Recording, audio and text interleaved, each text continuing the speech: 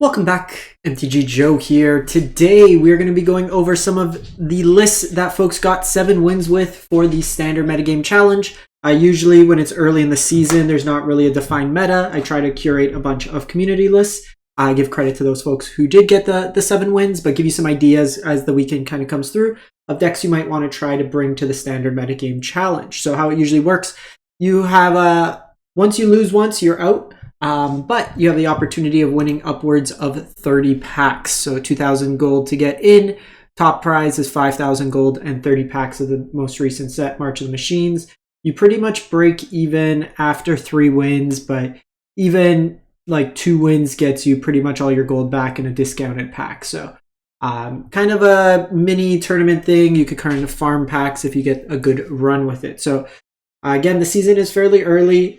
These are results for some individuals. They may not translate always. Some of it is a curation of luck, but also it's just some of these folks do play these decks, at least some of the names I recognize, usually play these decks quite often or this kind of strategy. So we'll jump into it and bear with me because it's kind of all over the internet. I did do a video on the MTGO 5.0 lists. That's a mix of decks, but I'm trying to highlight some new decks. So first deck up is an Azorius Tempo Control Tokens deck. This is from Bloody Sunday, so we'll pop into that deck. Lovely untapped if you ever want to track your stats. So this deck here is using kind of a token sub-theme with kind of tempo elements. So you have Crawling Chorus that lets you have 2 bodies effectively. Fading Hope, Spell Pierce is kind of like bounce and counter spells. Intrepid Adversaries of Lord. We have the new Battle Invasion of Gobuken, which is basically like a tax effect, an Elite Spellbinder. And then once you flip it over, at the beginning of your end step, you put a 1/1 counter on each creature that attacked this turn. You could also sacrifice to give your creatures hexproof and indestructible. So kind of a good Lord style effect. Especially if you're going wide, you can put counters on things every single turn. Resolute Reinforcements. Mixing tokens, Skrell's Hive, Protect the Negotiators is a counter spell that can also make tokens. Don't stress too much. I'll post all these deck lists in the video description so you can copy them there too. Adeline for tokens, Into the Trenches is another Lord style effect, as well as some removal. Lauren to blow stuff up, Wedding Announcements. This deck really wants to take advantage of Elish Norn, being able to flip it as well, giving you all the Incubate tokens. And then just lots of ways to kind of put counters on your stuff, make them bigger. So you have these 1/1s, but they're going to get bigger in the course of the game. Kind of cool. You have Overcharged Amalgam, which is a counter spell and threat through the exploit mechanic. So you have your main board there. You also have, just like in the sideboard, a bunch of more like bounce, some more counters if situationally needed, some removal of Brutal Cathar, another Lorne. Cemetery Protector can also come in as flash, be some graveyard hate, make some tokens. Another Norn. Some Emperors, Grafted Identity to steal your opponent's big things. Think like, hey, cool attracts over there. Mind if I take it? And then just another Overcharge Amalgam for counter. So kind of a cool take. There's control elements to it, but it's still like a token deck, which is kind of sweet. So that one was from Bloody Sunday. We then go to, so this one here, this individual Holo Bolo. With a mono red burn deck. I will pull it up so you can see the full sideboard, but they were 15-0, eventually 19-1 in standard events. And then they're currently 2-0 in the challenge so far, so they're playing it out. So we have the list here. We're getting all the sites here. We're on MTG Decks now. So it's kind of an updated burn list. So you still have your Swift Spears, you still have your Phoenix Chicks. This version is also playing Kessig Flame Breather. So 2 mana, 1/3. Whenever you cast a non-creature spell, you get to ping an opponent. Feldon for card advantage, your Kumanos. So kind of, if you have your current mono red list, this is a cool one to kind of just minor upgrades. So you have Play with Fires, Lightning Strikes, and then we have the card Stoke the Flames, which was reprinted. You get to tap your creatures instead of paying its casting cost potentially, and it deals 4 damage to target creature or player. You have Reckless Impulse for some card advantage. Invasion of Regantha. So this is enters the battlefield, deals 4 damage up to 1 target battle or opponent, and 1 damage to the creature. And then you can flip it, and you get Disciples of the Inferno. It's a prowess 4/4. Basically, it gives all your non-creature damage spells, so all your burn spells, +2 instead. So kind of a boost there. Very simple mana base. So this deck's like really cheap to build as well. The only rares are Feldon and then a couple lands in the mana base. So if you're looking for a budget consideration, check that out. You have Chandra Dress to kill for card advantage, Furnace Punisher for the greedy mana base, Rending Flame for the big body. You could probably even consider some numbers, like just kind of tweaking to play some more Nahiri's Warcrafting. This has the advantage of being instant speed, but this gives you some card advantage, so you can play around with those numbers. Vampire's Vengeance deals with all the kind of go wide strategies like we saw, and then Lithomantic Barrage is a new kind of hate card to deal with blue and white permanents up to 5 damage. So cool little budget deck if you want to try to farm some packs with that there. So then we have, I'll pull it up again. So this list here, it's 8-0 up pretty high in Mythic, so not necessarily the challenge, but good representation, pretty high Mythic for the season with 4 color legends. So there's some new cards in here. So we've seen at some tournaments that the Esper legend lists have included some numbers of Slowgark in it. So Slowgark gives you the ability, so whenever a land is put into a graveyard from anywhere, put a 1/1 counter on it.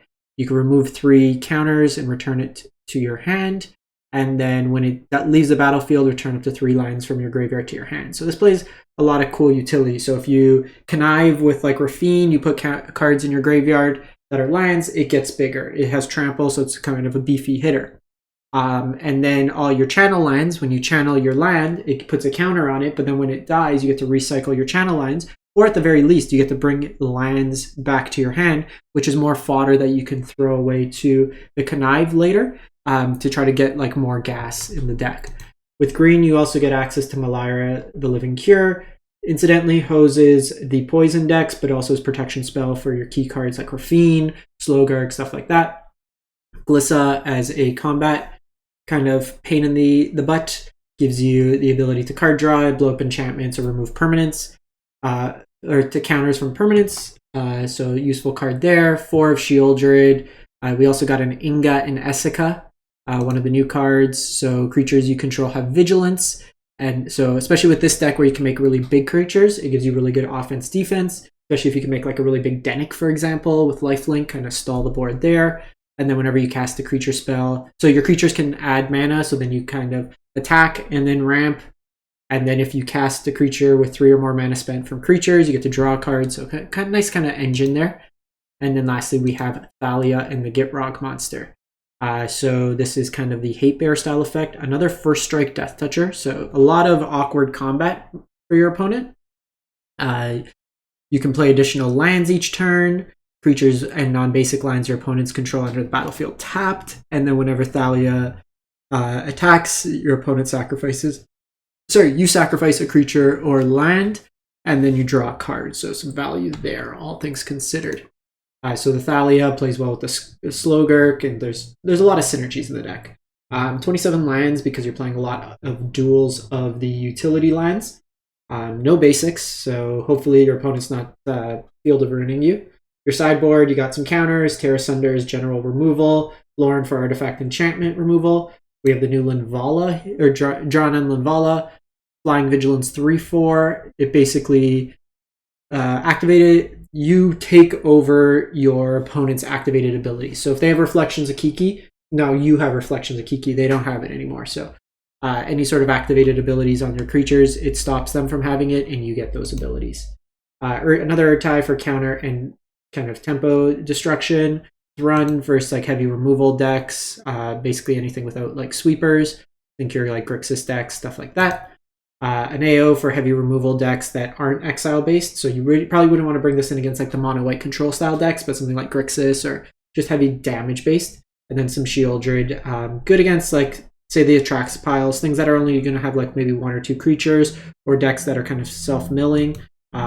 Gives you some advantage there. And also the flip side is just more removal, and then kind of mass reanimation and hand hate. So for the grindier matchups, Shieldred has some utility. Then moving on, this one's Schloop.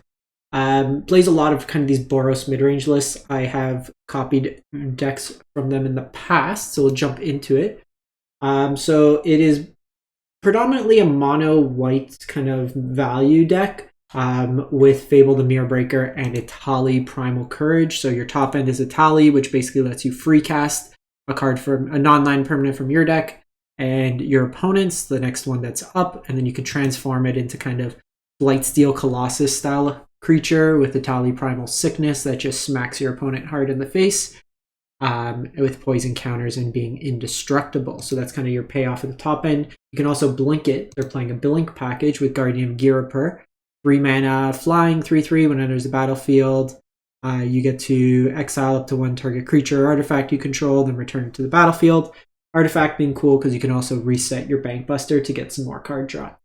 The only thing that I'm just a little skeptical with, they went 6-1 and then 7-0. They are playing 4 ossifications, but they're only playing 6 basics with 4 Cabaretti Courtyards. The Cabaretti Courtyards are being played because it's a rebuy with Sarah Paragon, but I have concerns just with the mana base. Like, it's working for them, so I'd have to try it ultimately, but between Ambitious Farmhand and these Courtyards, this deck's generally going to want to go late game, and if you're not able to search for lands, it kind of becomes 2 dead cards, as well as ossification. I would probably just cut these Courtyards and just play like 3 more plains, 1 more mountain kind of deal, because you're still getting the roadside reliquary value. You can also maybe play 1 or 2 Field of Ruins in lieu of that. That would kind of just be my comment on it. But you have Lauren to rebuy stuff, Spirited Companion for card draw, Wandering Emperors, Eternal Wanderers, all kind of mixed into there. Your sideboard, you got some Burn and Flamebest Bolt, Destroy Evil for bigger things, Obliterating Bolt for 4 toughness, Knockout Blow for like mono red decks, Eternal Wander, another copy, Tushi, again, similar to AO in the heavy removal matchups that aren't exile-based, Licensors for Graveyard Hate, and Schloop always likes Citizen's Crowbar. He or she, I don't know, was playing this before it got bugged, so this is not a bug situation, just a reoccurring way to destroy artifacts or enchantments that you can rebuy with Sarah Paragon a couple times. So that is it for Boros. And then lastly, Kevin Antonio's plays a lot of Grixis. So this is pretty much a stock Grixis list. They went 7-0. They've played in RCs before with it. They always do fairly well with it. I'll link this one here, but it's pretty much your stock Grixis list. So if you don't have new cards and you just want to look to farm and you have the Grixis deck, Grixis is still very, very effective at the present moment. So you're still Make Disappear, Removal Package, Corpse Appraiser, Bloodtithe Harvester, Shield, Druid, Fable, Invoke, Blade Coil Serpent at the top end as well. So that will be the kind of the last deck there. Won't go too much into detail. There's not really new cards in this particular list, but something to just consider. You may want to look at just like the Lithomantic Barrage as a card to maybe consider in the sideboard. Very good if you're running into a lot of mono whites or blue decks. The count get around counter, notably Rafine's Ward ability. This gets around Rafine's Ward ability because wards his counter. This can't be countered, so you get around there, so you don't have to pay the tax. So something to consider there. So that's it. As always, I will update in the comments if there's additional lists I find. But if you have done well with anything, drop a comment. Let me know what's working. And we'll catch you next time. Thanks for watching.